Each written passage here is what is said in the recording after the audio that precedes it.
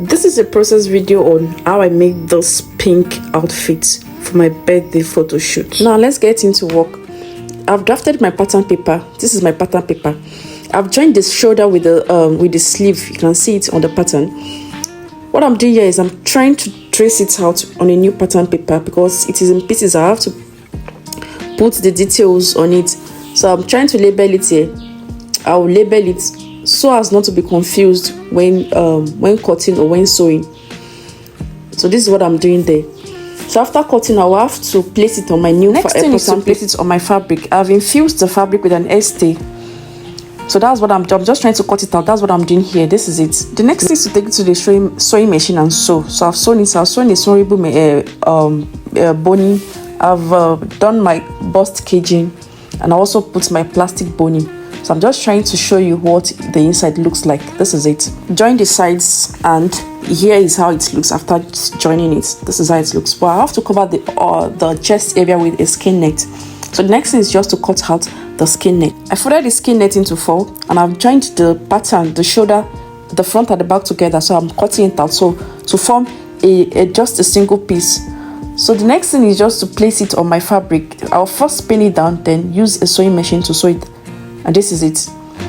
So you can also use a hand needle to sew it down, but I would prefer to use a sewing machine to sew it. So you have to be very careful when sewing it. After joining it, so the upper part is ready. This is it. This is the final result. But I've joined the skirt here, but I'll show you how when I'm cutting the skirt. So I cut the lace, I cut the crepe, I cut the cotton lining, spandex lining. So when cutting it out, I will just have to join all of them together, except the lace. So I will show you. This is the skirt. I've joined the skirt with the cotton lining. I use the cotton lining to join it. So you can see how neat it is. Next, I'm sewing my beaded lace. I have to change the foot. I'm using a zipper foot to sew it, so as to have easy access when sewing. You can see how easy it was when sewing it.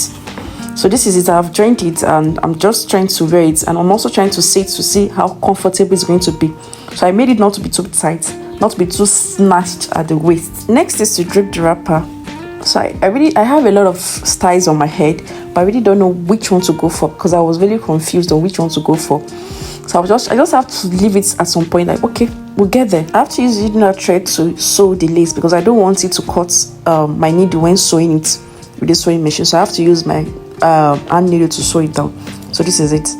So the beading I've started here, so I'm just trying to check it out. So this is how it is when it is done. I used a detachable wrapper to it. You can see me fixing it on the video, and it was very beautiful.